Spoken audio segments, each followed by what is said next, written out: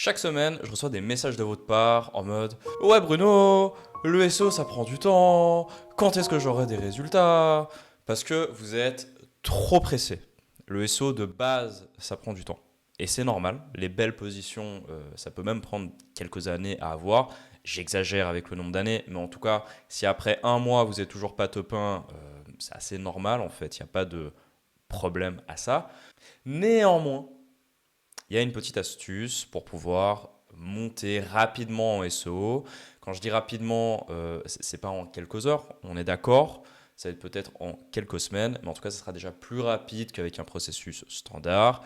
Le truc de cette stratégie, c'est qu'on va tout simplement trouver les opportunités pour lesquelles on est déjà favorable par rapport à Google et on va donner un petit coup de pied pour réussir à monter. Et globalement, le but de la stratégie, ça va être ça. Et il y aura 5 étapes et on démarre tout de suite. Premier point, on va essayer de trouver des opportunités. Donc rendez-vous dans la Google Search Console. Oui, ma caméra est en haut. Je prends de la hauteur sur vous. Non, je rigole. Je rigole. C'est juste que sinon, vous n'allez pas voir le tableau en bas. Donc, on va sur l'onglet performance, on va faire un tri. Bon, moi j'ai mis 3 mois, mais si vous voulez mettre 12 mois, mettez 12 mois. En fait, ça va dépendre du nombre de données que vous avez. Là, on peut voir que j'ai déjà un peu de data, donc c'est cool. Ou alors, si vous voulez faire un audit plus exhaustif, bah, mettez 12 mois, comme ça vous avez vraiment beaucoup de data. Et globalement, on va descendre dans ce tableau, dans l'onglet requêtes, et on va trier par impression. Donc les impressions les plus hautes en haut et les impressions les plus basses en bas. Voilà, simple. Et donc, ce qu'on va se rendre compte, c'est que, par exemple, dans cette requête meilleure ceinture running, j'ai 57 clics pour 175 impressions. Par contre, pour ceinture running, eh ben, j'ai 0 clics pour 151 impressions.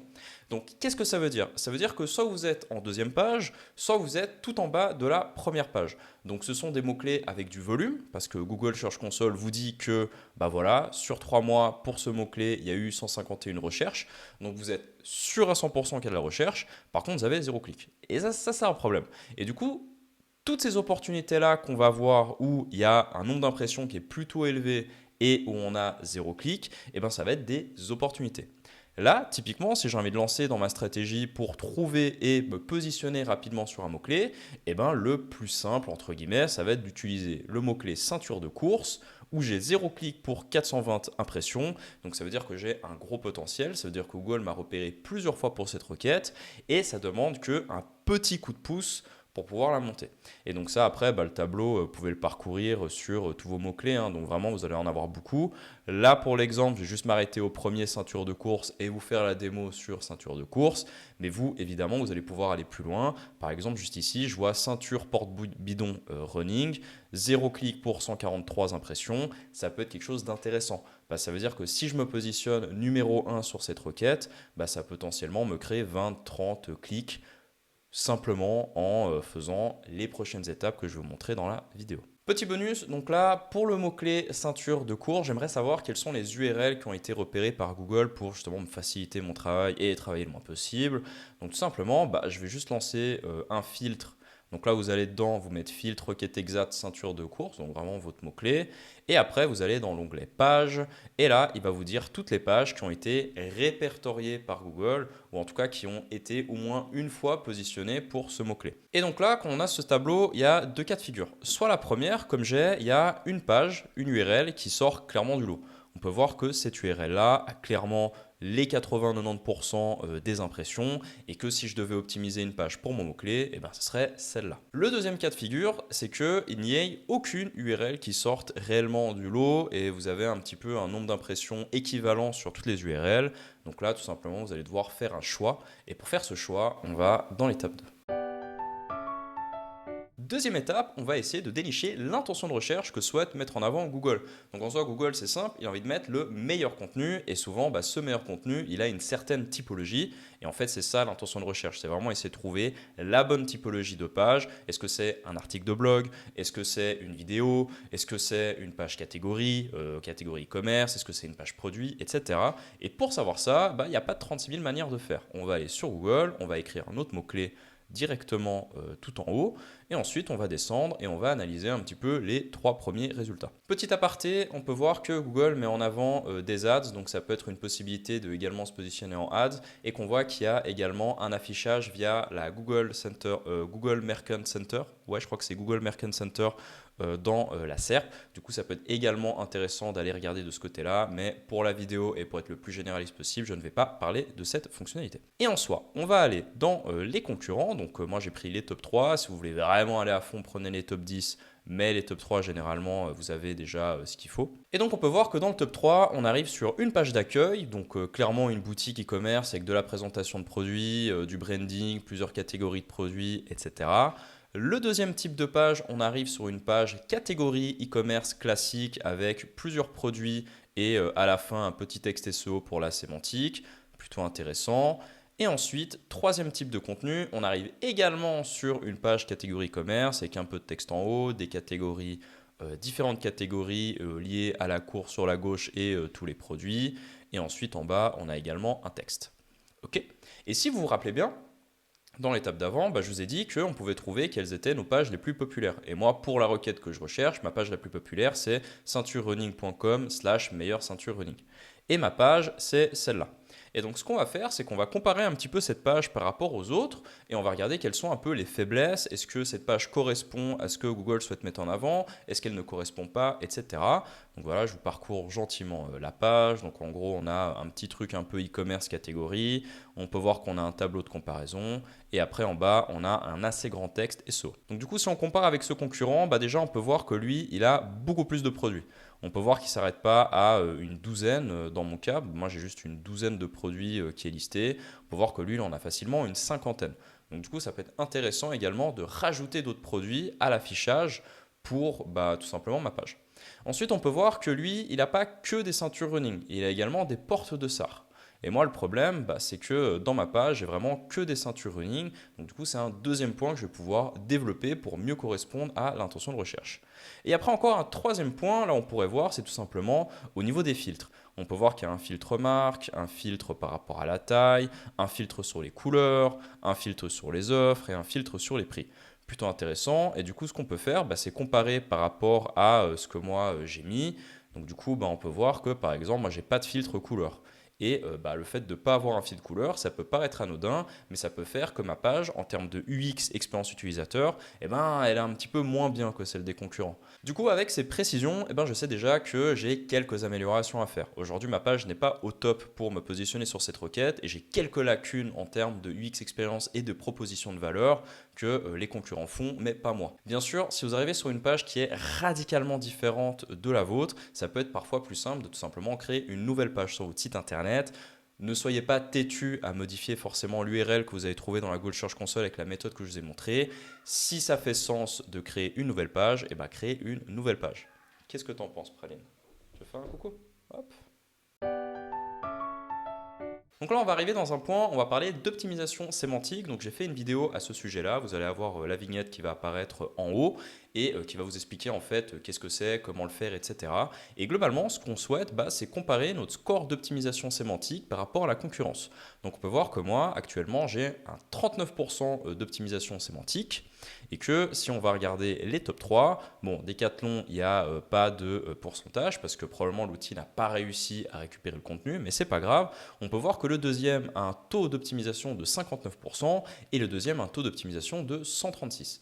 Donc ça veut dire que mon petit taux de 39%, il est un peu faible. Et du coup, je vais devoir revoir un petit peu mon contenu et améliorer ce taux d'optimisation en mettant notamment les bons mots.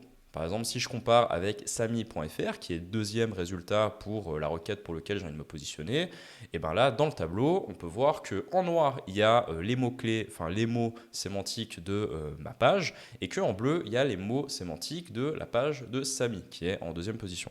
Et donc, on peut voir que j'ai quand même des grosses lacunes sur dossard, sac, livraison, femme, ceinture, noir. Ici également sport. Donc ça va être des mots que je vais devoir subtilement placer dans mon contenu pour que ça ait un air naturel pour l'utilisateur s'il doit le lire, mais qu'en même temps, ça soit optimisé pour Google car il va retrouver les bons mots et que le score d'optimisation sémantique sera très bon, ou en tout cas proche de la concurrence et pas aussi éloigné. Donc là, on peut voir que là, il y a 39%, donc j'ai un manque de 20 points par rapport au deuxième résultat et un manque carrément de 100 points par rapport à iron.fr. Donc on peut voir que la lacune est quand même assez grande. Il faut absolument que j'arrive à m'en rapprocher le plus. Et si vous voulez avoir mon avis, comme le deuxième est à 60% et le troisième est à 136, eh ben, je vais essayer de viser les 70-80%. Prochaine étape, donc maintenant on a correctement répondu à l'intention de recherche, on a trouvé notre opportunité de mots-clés et on a également optimisé sémantiquement. Mais qu'est-ce qu'on va faire maintenant? Eh bien on va aller sur Screaming Frog et on va vérifier le maillage interne. Donc là, tout simplement sur Screaming Frog, j'ai lancé la requête avec mon site internet. Il ne faut pas avoir peur de l'interface. L'interface est ignoble, mais je vous promets, ce n'est pas si compliqué que ça au final. Donc j'ai lancé le crawl sur mon site internet, je suis allé dans l'onglet titre des pages, enfin peu importe, ça aurait pu être URL, etc. Mais là je suis allé sur titre des pages. J'ai cliqué sur ma page actuelle que j'ai envie de positionner pour mon mot-clé. Et ensuite, tout en bas, je suis allé dans lien entrant. Donc là en bas, vous avez un tableau lien entrant. Et après, je l'ai filtré sur encre. Ok, c'est peut-être un peu long. Mais bon, vous avez la vidéo, vous pouvez faire un replay, revenir en arrière, etc. Peu importe. Mais donc en gros, ce que j'ai envie de voir, c'est les encres qui font un lien vers ma page. Donc le texte d'ancrage, c'est pas si compliqué que ça, c'est tout simplement le texte qui crée le lien. Donc là, on peut voir que j'ai un lien qui est juste ici dans ma page. Et en fait, l'encre de lien, eh ben, c'est tout simplement le texte qu'il y a à l'intérieur. Et une des bonnes pratiques en SEO, eh ben, c'est d'essayer d'avoir des encres de lien qui sont parfaitement optimisées vers notre mot-clé et également avoir des encres de lien qui sont semi-optimisées. Donc en gros, il y a le mot-clé pour lequel on veut se positionner et également du contexte. Et donc là, on peut voir que dans mes top liens d'ancrage, eh ben, j'ai 92 liens internes avec meilleure ceinture running et 14 liens internes avec nos autres tests des meilleures ceintures running. Donc on peut voir que dans mes textes d'ancrage, je ne cible pas, ou en tout cas dans mes top liens internes de mon contenu, je ne cible pas le mot-clé pour lequel j'ai envie de me positionner. Donc du coup, je vais aller sur mon site internet et je vais soit modifier certains liens. Par exemple, on peut voir que meilleure ceinture running, j'en ai peut-être un peu trop. Il y a 92 URL qui font ce lien. Donc du coup, une optimisation qui peut être faite, ça va être d'en prendre une quarantaine dans ces 92 et les remplacer par le mot-clé exact pour lequel je viens de me positionner. Ou alors, si j'ai très peu de liens de base internes vers cette page-là, parce que là, on peut voir que j'ai environ, tac, tac, tac, 92, 100, ouais, j'ai à peu près 110 liens qui vont vers ma page. C'est quand même un nombre qui est assez élevé, donc je ne vais pas m'amuser forcément à créer des nouveaux liens, je vais plutôt changer le texte d'ancrage des liens déjà présents. Mais si vous avez très peu de liens, vous en avez moins de 10 par exemple, bah, ça peut être intéressant de parcourir un petit peu vos pages et de voir où est-ce que vous allez pouvoir intégrer des nouveaux liens internes pour justement renforcer le texte d'ancrage exact pour lequel vous allez vous positionner. Donc là, dans mon exemple, ceinture de running, ou alors tout simplement des semi-optimisés avec du contexte comme meilleure ceinture de running avec porte de ça, etc. pour étayer un petit peu la sémantique des encres de lien. Cinquième et dernière étape, je vais utiliser SEMrush. Donc dans SEMrush, ok, vous pouvez chercher par nom de domaine, mais saviez-vous que vous pouvez également rechercher par URL? Et donc là, tout simplement, j'ai mis l'URL de ma page que je suis en train d'optimiser et ça va me permettre de savoir le nombre de backlinks que j'ai sur cette page. Donc on peut voir que dans ma page, j'ai que 2 backlinks, donc avec 2 domaines référents. Donc si vous cliquez sur backlink, vous allez arriver sur cette page-là. Top. Vous allez arriver sur cette page-là et donc là, globalement, vous allez pouvoir voir déjà quel site internet vous fait un lien depuis quelle page et également le texte d'ancrage. Donc là, on peut voir que je n'ai pas de texte d'ancrage et que ici, j'ai un texte d'ancrage, la ceinture de course. Donc du coup, ce qui peut être intéressant, c'est d'aller faire du ninja linking, que ce soit dans les forums, dans les blogs, de faire également, pourquoi pas, de l'achat de liens, de faire du guest posting, etc. Peu importe, plusieurs stratégies de liens pour essayer de monter notre nombre de backlinks. Parce que, ok, on vient de faire tout un travail sur le contenu, on vient de faire tout un travail sur la sémantique, on vient de faire tout un travail sur le maillage interne, mais en soi, pour mettre la cerise sur le gâteau, il vous faut un peu de backlinks pour dire à Google, écoute, cette page, elle est vraiment ultra importante et le fait de rajouter des backlinks, c'est vraiment ça qui va faire que vous allez ranker rapidement et prendre des belles positions.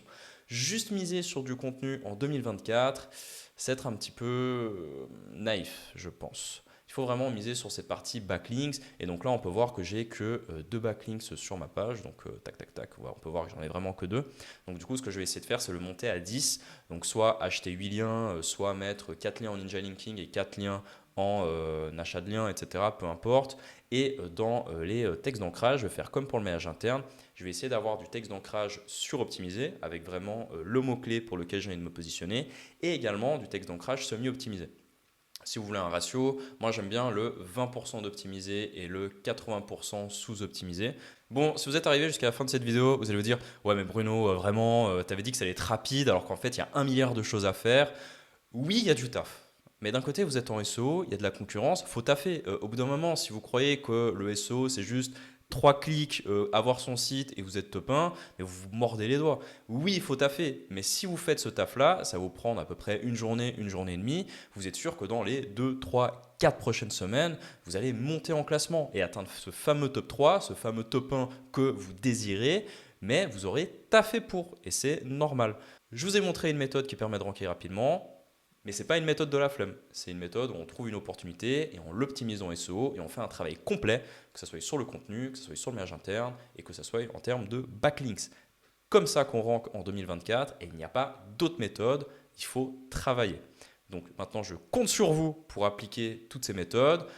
Envoyez-moi des messages quand vous avez réussi à prendre les top 1. Certaines personnes m'envoient des messages en me disant ouais Bruno, grâce à tes conseils et tout, on a réussi à ranker, trop bien. Faites-le moi savoir, j'adorerais avoir vos retours et à toutes dans la SERP.